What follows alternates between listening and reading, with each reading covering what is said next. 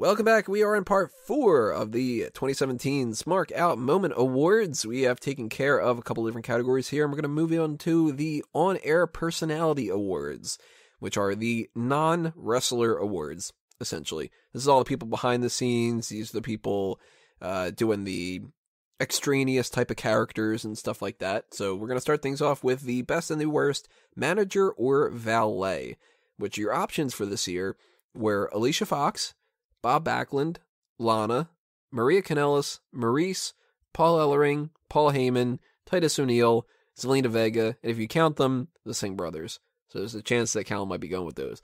Mm-hmm. But I went with, for my best, I really wanted to give it to Zelina Vega, but she is just too soon kind of a thing. I actually really thought Titus O'Neil was pretty good, but it's Paul Heyman. Yep. It's gotta be Paul Heyman. Yep, he's the best on the mic. Although I will say Paul Heyman's not had the best year. No, he's had better years for sure. But he's still the cream of the crop right now. Mm-hmm. I mean, you put him up against Bob Backlund, and it's like, all right, come on. Oh, hey, that's my worst. There you go. Yeah. I didn't actually give it to Paul Heyman. I did give it to Zelina Vega. Just because I don't think Paul Heyman does anything. Obviously he's a great promoter for Brock Lesnar, but as an actual manager, he doesn't do anything except watch the match and hold the championship. He puts his hand on his head a couple times. Yeah, occasionally. But Zelina Vega's actually had a marked effect on improving Andrade Almas' character, both like in reality and in a kayfabe sense. So I think she actually has the most impact as a manager. I think that she's very close to getting that for me. And I think that 2018 might be her year. Now, Paden, you went with Bob Backlund for your worst? Oh, yeah. He didn't make anybody great again. Least of all Darren Young. I mean, to be fair, it was a very challenging quest he was given. But I like Bob Backlund. I especially really like the Mr. Bob Backlund character. And it was nice to see him around again, but the whole thing was useless. I mean, even for those opening promos they were doing where they obviously weren't even in the same room. Mm-hmm. And it was just a whole failed attempt at something. Honestly, a waste of using Bob Backlund. See, I didn't go with Bob Backlund mostly because he wasn't really around this year, because he technically was, but Darren Young got injured very early on. It was like, it might have actually been January when he got injured. So it was more of a 2016 kind of thing, and I was like, I'll give him a little bit of credit. But Maria Kanellis got my worst. She did no favors for Mike Kanellis, and he's going to come up a couple times later on, but she looked hot, sure. Now she's pregnant and off screen. This was a bust. Insert joke. That was their bad decision to bring them on screen immediately. Yeah. No, they didn't really do anything with it though, so it could have gone better. And there's a chance it can in the future. 2017, I look at that and I just go, that just didn't work. So I don't know, Callum, what are your worsts? I agree that my worst is Bob Backlund, although Maria Kanellis is also pretty terrible, or has been lately. So, but Bob Backlund, I'd say. Especially taking off his shirt and stuff like that. Ridiculous. Maria Kanellis was second on the my list, but I went with Lana as the worst. Just because when she was with Rusev at the start of the year, she wasn't really doing anything. She seemed like a shell of her former self in terms of the impact that she was having on Rusev's career. And now she's in the corner of Tamina, and she has had no noticeable effect there either. So I just don't think she has a place other than to be like a star on Total Divas now. Oh, I have another honorable mention for worst. Goldberg's shirtless son. Oh my god. How could we forget that? Oh, if I would have carried over the old school award of the worst kid of the year that I had going for a bunch of years, it would totally be him. Oh yeah, and he was dabbing too. Oh my god, he that dabbed. Kid was the worst. He fell when he was trying to jump. Remember? Yeah. All right. There's your regular worst kid of the year award goes to Goldberg's kid. Jesus.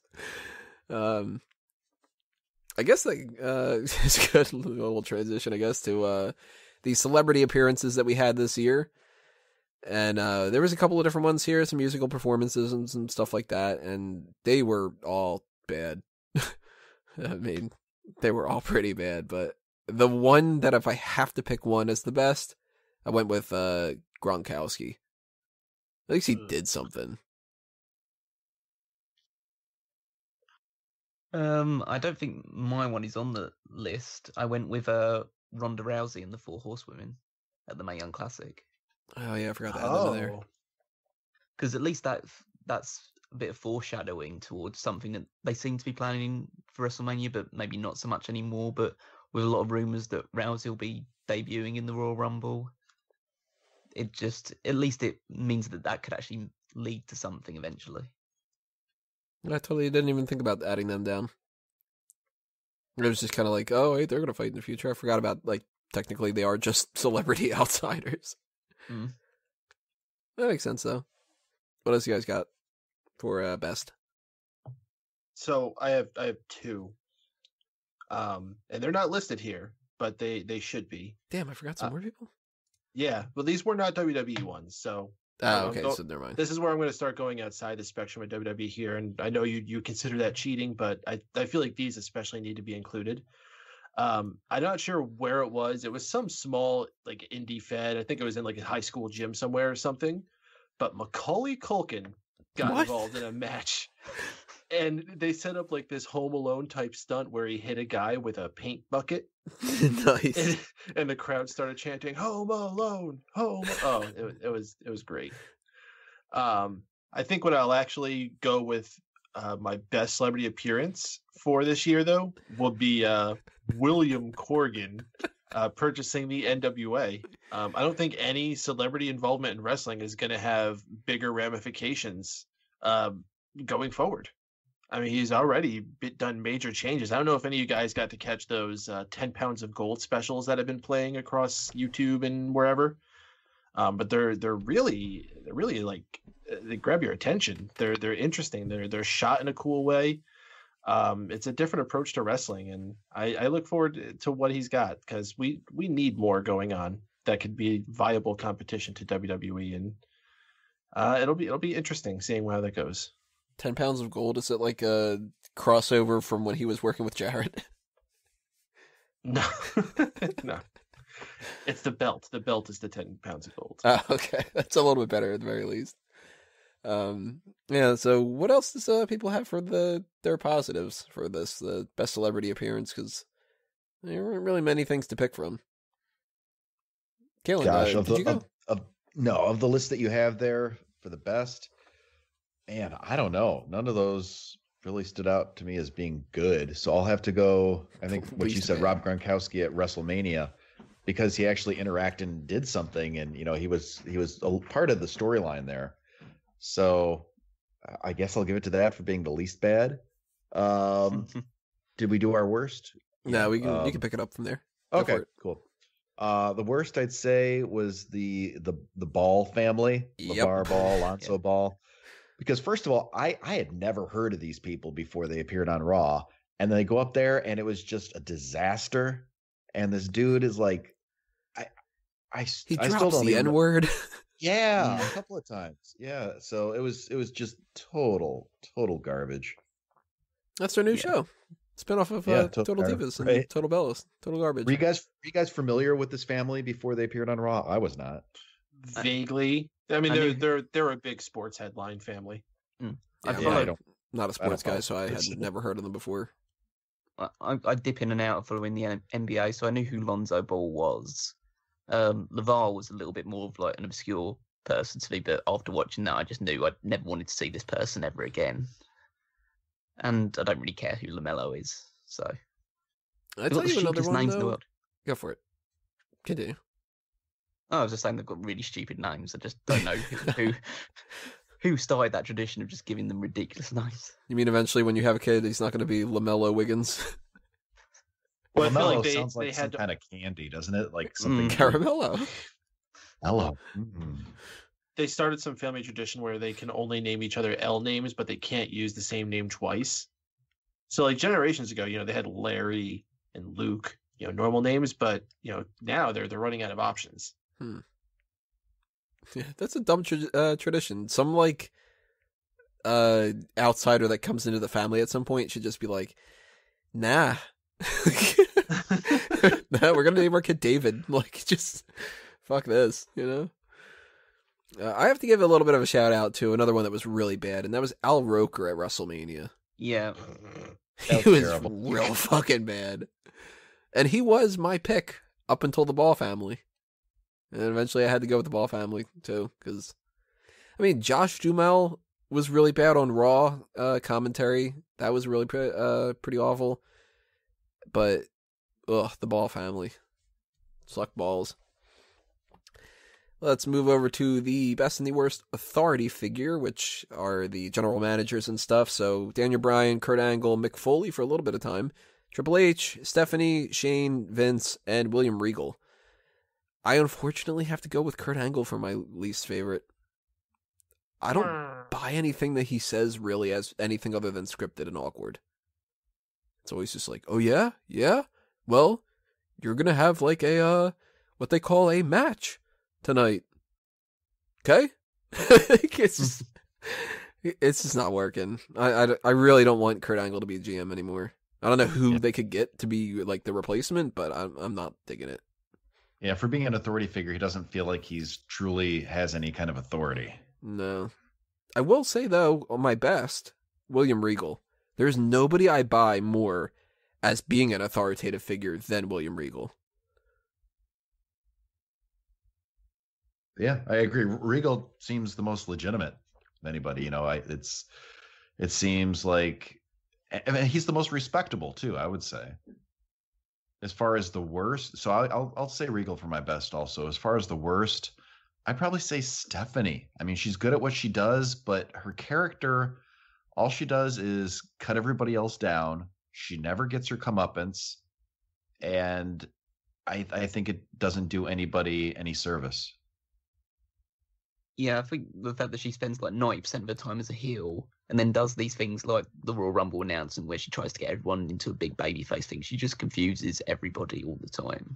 Are we supposed to cheer you now? Are we supposed to hate you? It just doesn't work. But she's not my least favourite because fortunately she wasn't around for most of the year, so managed to get away from her for most of it. I was very close to my worst to give it to Shane McMahon because I've really hated what he's been doing recently on SmackDown. Because he's meant to be the babyface almost, or at least that's what I think. He's trying to be portrayed as the babyface in this situation, but he's acting like such a McMahon, essentially, so a heel, with Owens and Zayn. Like, just trying to intentionally get them fired. It just doesn't seem like a very classy thing to do. But in terms of worst, I decided to go with Mick Foley from earlier this year. It just was a shell of his former self and was getting browbeaten by Stephanie McMahon all the time. I just didn't enjoy watching him being GM. And for my best, I went with Daniel Bryan. Really like his work as SmackDown GM. He just seems like someone who is from the wrestlers, so he's, even though a lot of the stuff he says will be scripted, obviously, it just feels like natural, and he sometimes tries to go against that because he's thinking about what the wrestlers want and how the wrestlers would behave. So I think he just suits the role as general manager a lot better than people that aren't in the ring constantly or weren't in the ring constantly. DB was my number 2. I almost gave it to him. Paden, who you got? I don't particularly like any of these authority figures in WWE, so I'm going to have to go outside the scope here. And if you watch the show, there's really no doubt who is the best authority figure in wrestling in this year, and that's Dario Cueto. Mm-hmm. Guy's absolutely incredible. He perfects that role, and you want to talk about a guy who feels like he's control. That's a guy who you know that you're in his domain in that show, and he always has control of everything. Lots of great catchphrases. Has been consistent for years, and the craziest thing about it, he's not even a wrestling guy. You could like see him in like some random like Spanish soap operas and stuff, and then he just happened to get cast in this role and has just nailed it. And for worst, I could pick a lot of the people out of this list for worst. But again, I know a better option that also goes outside the scope of WWE, and that's Jim Cornette. And do you know the story about Jim Cornette this year? You mean his Are you familiar with what went quick down in with and him? out? Yeah. His quick in and out. Yeah, they bring him in to feud with Bruce Pritchard going into Bound for Glory. This is in TNA Impact GFJ, whatever the fuck you want to call it at this point. And they book this whole thing and then don't realize that Jim Cornette cannot go to where Bound for Glory is across the border in Toronto, Canada. And so they just drop the story 2 weeks later. Typical Impact. Worst authority figure all year. And we have our other type of characters, our ancillary characters, extra characters on the side that aren't normal people on the roster, aren't even like legends or anything like that, but they're just the little filler people, essentially. And this is everything from the Festival of Friendship showgirls and the delivery men that popped up and gave Alicia Fox a bunch of gifts to Sprinkles the Clown. You know, just random things like that. And this was not a good year for these. Normally we have at least something that's kind of fun. This year, we really didn't all that much as far as my point of view went. But we did have a really, really, really good example for worst, which was everybody in the Bailey This Is Your Life. That's Yes. my My one. That is exact my one. answer. Yeah. Bailey's Uh-huh. former everything. Mrs. Flapper is her teacher. Tracy Avelina is her former best friend. And Phil Johnson is her former crush or ex-boyfriend or whatever. And I'm so glad that we got to see Tracy and Phil finally hook up and all this terrible shit. It was just bad. And I mean, there were some bad ones here, like the delivery people, like they kind of, that wasn't really all that great and stuff. And the fake Miss Elizabeth, like, okay, you know, whatever. But none of them were as offensive as that. That was just bad. So we're all going with that one, right? Yes. 100%. Yeah. Okay, that's a simple one. But the good side of things, I don't think anybody's going to pick this necessarily. I went with the Ms. Bears. That's what I did too. Yeah. Yep. It's not a good year. No. For my best, I went with the security guard that tried to stop Rob Gronkowski from interfering in the Andre the Giant Memorial Battle Royal. Oh, that's a good answer. She had absolutely no idea what was going on. So she just tried I to actually believe she was doing her job. It was amazing. exactly. The most Yeah. believable character in the whole show. Yeah, it's just like, let me stop this guy. Oh, why isn't anybody helping me? Why are they actively telling me to let him go? I don't know what's happening. Oh, man. So- My best, I yeah. did Friendship the Magician. I thought he was a vital part to that whole segment, and it actually got to a point where they released a figurine set based on the Festival of Friendship, He's in there? and they didn't have a Friendship the Magician. No, they What? didn't. And people started one of those online petitions saying that they want a Friendship the Magician figurine. That's great. I almost gave this to Lloyd Peacock, which is the imaginary head of SmackDown. That Daniel Bryan said. He was like, yeah, like, oh, I'm talking to everybody. I'm talking to Shane. I'm talking to Lloyd Peacock. And I was just like, if we could get him to do an imaginary person, then it's better than some, but I don't know. Ms. Bears. Sure, good enough. We do have at least some options when it comes to like legitimate people when it comes to the announcers. Nowhere near as good as it used to be with the Fink and stuff, but we've got some good, some bad, nothing really amazing, but I think that Mike Rome is the best that they've got going right now for announcers. And I think that I've picked him the past like 2 years combined. But I like Mike Rome. He's fine. Anybody got another favorite for the announcers? I like I went Greg with, Hamilton. yeah, same. That was my choice. I'm fine with Greg. Yeah, I think it was better, but now they've stopped him doing that 1-4 thing where he just waits for the audience to shout it. Yeah, before he was says the it only one who himself. did that. Right. Yeah, now they told him to stop because apparently Vince hates it. Yeah. Weird. My best, I go back to Lucha Underground. Their announcer, Melissa Santos, is fantastic. She's gorgeous. I think she has the best voice for doing this. And usually the women tend to not be the best ring announcers. We've had some real bombers like Lillian Garcia, who we'll talk about in a little bit. We'll talk about it a little bit. Melissa Santos she's just gorgeous, and when she announces, she does this really cool little like head turn before she hits the word she emphasizes, and it just adds a little bit of a zing to it. It's really cool. I don't know if you've ever seen her on the show, but she's great. So I'm going to give her the best. She's not so great in the ring, though. No, but that's why she's an announcer. Never seen her on the show. Seen a picture of her, though, and she is really, really good looking. So she got that over some of these people, like Andy Shepherd. You're just saying about the women announcers. They're really kind of not all that great for the most part, and my worst is Christy St. Cloud. She's just the latest in the long-running list of NXT announcers that suck. She's I don't know her. You don't need to. She's their backstage interviewer that they've got going on now, and she's not good at that. And they give like everybody this chance to be an announcer for some reason, and it's like they almost don't realize that you kind of need to have like the voice for it. Like, I mean, we got somebody on the panel right now that's an announcer, and he's got the voice for it. I couldn't fucking do it. And for some reason, they seem to think that, like, any woman that comes in, they're like, I don't know, why don't you try to be an announcer? And it's like, all they do is they just go, like, this is going to be one fall, and it's this person. Like, it's not good. And Christie's the same as Andrea DeMarco and all the other ones that have come through, and it's not a fan. What you guys got? I wonder if a lot of those people are, like, full sales students that they get on some kind of, like, internship or something. Maybe. I don't know. I never really looked that up. Possibly. They are, like, kind of young enough, it seems.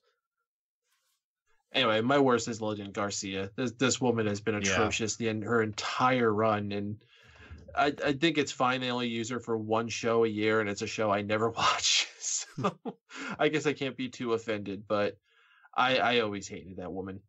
And I don't wish ill will on her, but I just always think she's been one of the biggest sores on the show whenever she's on it. I got to agree, Lillian Garcia. Take it straight from the horse's mouth. I was waiting for somebody to make a horse joke. I had to. I almost went with Lillian Garcia, but I had to say nay there. So I went with Al Roker instead, because he was technically a ring announcer for one thing. Shit, he was worse than anything else. Yeah. Oh, yeah. God damn it, Al Roker. So, yeah, another kind of blah sort of situation is the broadcast correspondent side, but it's got more personality behind this. We've got actual people that bring more to the table. Some of them even had a show based off of that. But that's everybody from, you got your Booker T's, and you've got your Maria Menounos doing the interviewing kind of stuff with the Hall of Fame, and some people that I've never seen before, like, I'm not going to pronounce that guy's name. That guy, Moeen something or whatever. And Tom Phillips was a broadcast correspondent for a little bit. So you got a lot of people. You got Kyle's cousin, Sam Roberts. And the best, I think, is you got to still stick with Renee Young. Agreed. Yep, same here. I actually think Renee Young's starting to kind of phone it in. I think she's still my best this year. I get kind of confused. I'm pretty sure it's Kathy Kelly, the one who does the social media lounges a lot. Charlie Caruso. She is pretty great, yeah. Or maybe it is. That's what I wasn't sure if it was Kathy Kelly or if it was Charlie Caruso, because they kind of look alike, and I'm never sure which one's doing what. Well, this is what it is. Is Charlie looks like Dasha Fuentes and Andrea DeMarco. Andrea's not in the company anymore. Dasha does the interviews for SmackDown. Charlie does a lot of the Raw type stuff. Kathy only does the online content. Oh, so it's probably Charlie I'm seeing then. Yeah. So Charlie's probably the answer I'm going to go with then. She's fantastic. She's, I think she only does Raw, but she might do some other stuff too. But she does the social media lounge stuff here and there. Kathy is the one that does like This Week in WWE, and she did like the Pokemon Go stuff when that was real big. Was that this year? No, that was last year, right? That was last year. Yeah. Which means WWE was probably doing it this year. Probably. Yeah, Charlie actually was my number 2. She kind of really quickly matched Renee Young. Sort of. Yeah, she's very good. She's definitely one of the best out of a very mediocre bunch. She is underrated in that Sexiest Superstars tournament. Just saying.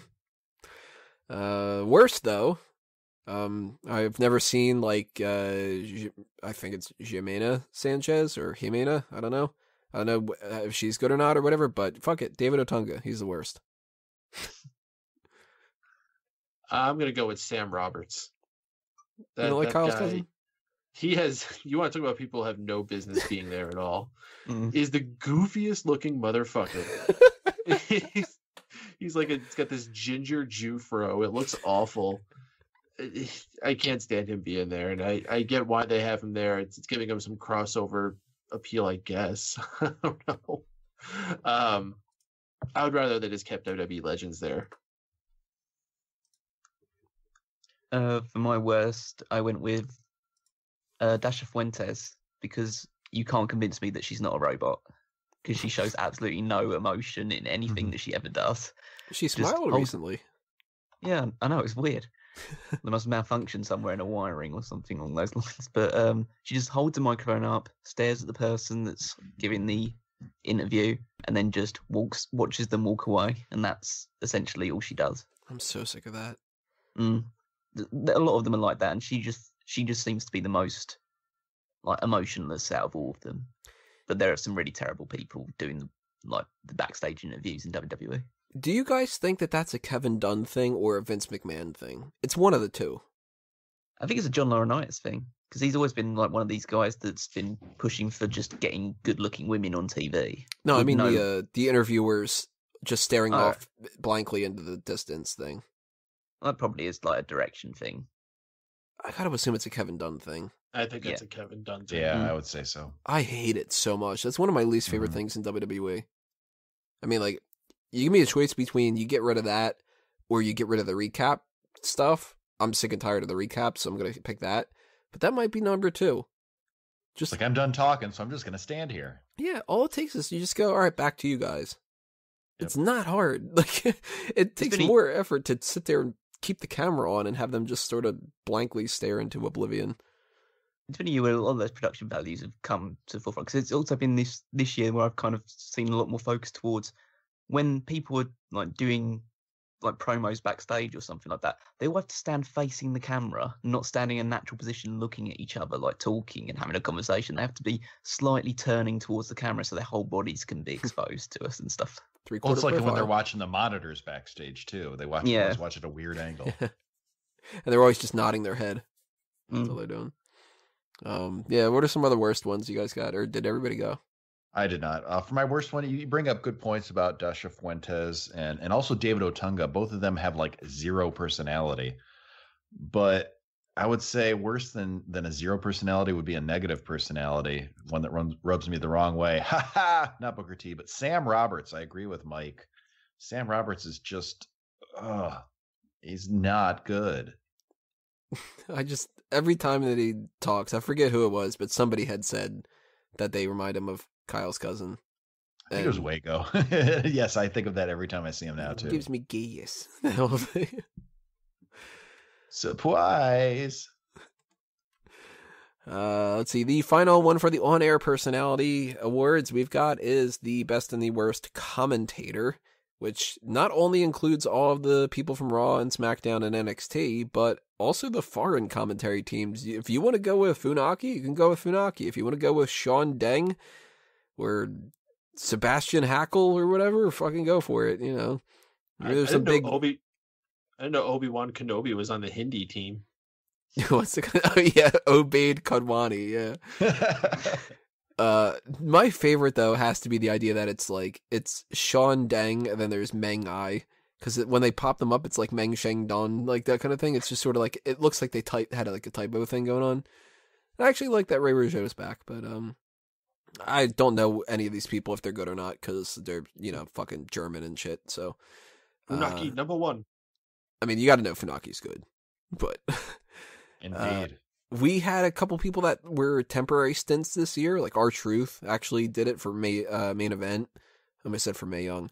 Austin Aries, he was popping up for a while there. I wouldn't be too shocked if people go with that. Wasn't Lita on Mae Young? Oh yeah, she was, wasn't she? Yeah. I don't have her on the list for some reason. I forgot about that. You don't have Jim Ross on there either.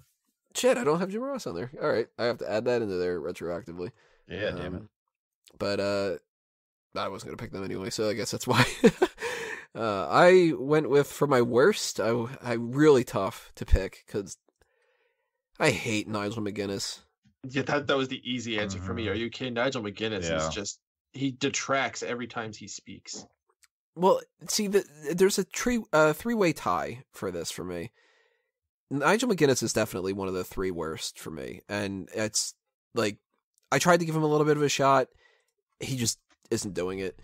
But man, he is bad. Everything that he does is just kind of like, I'm gonna talk like Vince McMahon used to back in the day and just talk like this every single sentence. He's bad. Percy Watson is like bad. Mickey Mouse. Yeah, he kind of does. Percy Watson is awful. That's my choice. And David Otunga. I can't ignore David Otunga being really bad. So you got Percy? Okay, you did his ex-wife. Yeah, Callum, you got Percy for that? Yeah, just because, I mean, I understand what people say about Nigel. He's not everyone's cup of tea. I don't find him nearly as offensive as you guys do. But Percy just adds nothing. He's just a body on the announce table. So, and when he does say something, it's completely irrelevant or completely like it doesn't add anything to the match itself. So he just doesn't need to be there at all. He really doesn't add anything. Yeah, I kind of put Percy Watson and David Otunga in the same boat too. They just are kind of nothing. It's just a seat filler. But you're right about Nigel McGuinness. Every time he opens his mouth, it just makes my ears bleed. And Paden, you went with Nigel? Or did you go with somebody else? Yeah, I went with Nigel. And one of the worst things about Nigel is that he's there with Mauro Ranallo, and Mauro Ranallo's trying so hard to be great. And you just got this asshole over there, like Mauro Ranallo's doing some great call, and you got, oh, yes, it was wonderful. Like, I'll rip on Mauro, because Mauro is like a kid that you like shot up with like way too much sugar sometimes, and everything's just sort of like the best thing ever, and the Mamma Mia drives me nuts and stuff, but you get Mauro by himself and it's going to be better than Percy and Nigel alongside him. Nigel doesn't do anything, and Percy doesn't, I mean, Nigel doesn't do anything to help. Percy doesn't do anything. That's the problem. You know it's a bad year we've made it through this whole conversation and not mentioned Byron Saxon once. Oh, Byron wasn't even in the running for bad for me. No, there's much worse. Like, he wasn't even close to bad. Like, I had R-Truth down as bad. I had, like, very easily the people that we were just talking about and stuff, but Byron Saxton, in comparison, he's not bad. At least he's fulfills the part of, like, the little dude that people pick on and stuff. Sometimes way too much. He knows when to keep his mouth shut now, and like he just peppers himself in there here and there, and he's there to be fodder for Corey Graves. He fills his role as he needs to. Mm-hmm. So I might be the only one picking this guy for best. I went with Michael Cole. I think he's just shut up. He's the linchpin, holds it all together. That's who I put too. Cool. Yeah. No, Michael Cole, like, he always gets shit on, but he is the consummate professional. He is the consistent. And Corey Graves has been fun. He makes a lot of good lines, but sometimes he kind of overshadows what's going on. Yep. And kind of works harder at getting himself over. Michael Cole, you could say what you want about him being a company shill, but he is always on point of saying what needs to be said there. And honestly, he hasn't offended me at all this year. And he has in previous years, but he has just done his damn job this year, and I cannot applaud for him enough. I think the best way to put it is, as you said, you can detract him for being a company shill, but he is the company shill. Mm-hmm. He fucking has that down pat, better than anybody. He's not a good company shill. He's not a bad company shill. But he is the company shield. Shield. I had Roman Reigns in my brain. No, he's the company shield. Coming down to the flat jacket. Hey, it wouldn't be quite as awkward as Kurt Angle coming out with that. I'm assuming somebody at least here is going to go with Mauro Ranallo, right? No, I have a tie. Boogie, go ahead since you picked Mauro. Go ahead. Yeah, I went with Mauro. It was close because I really like Tom Phillips as a commentator, and I also like Corey Graves. I think I like the energy that Mauro Ranallo adds to matches. And Holy I know shit, he just made some kind of a move right there. Mama mia! I know it can be very like overbearing, but it gives a sense that he's actually interested in what he's watching and he's passionate about what he's doing, and that passion can rub off on other people to make think, oh, I didn't really care about this match, but this guy seemed really into it, so maybe there is something to it. But I also wanted to give a special mention to Kevin Owens as a commentator, because when he's on commentary, he outshines basically anybody he's on commentary with as well. So, oh, that's definitely true. For mine, I had a tie. I'm tied between Tom Phillips and Michael Cole for the best, because they're both very similar in their styles. I think Tom Phillips is the next Michael Cole, basically. Cole has many more years of experience on him, and they're both very solid at what they do. Don't say solid when talking about Tom Phillips. Hey, Yeah, he is kind of Michael Cole 2.0, sort of. Mhm. I mean, they even like kind of look the same and everything, like the whole beanpole kind of look. Maybe he'll frost his tips too. Yeah, so that is it for the On-Air Personality Awards. Everybody move on to the next part for the Wrestler Awards, where we are going to get into like the actual best and the worst superstar of the year and some different categories on like that. Click on that, and we will see you in that section.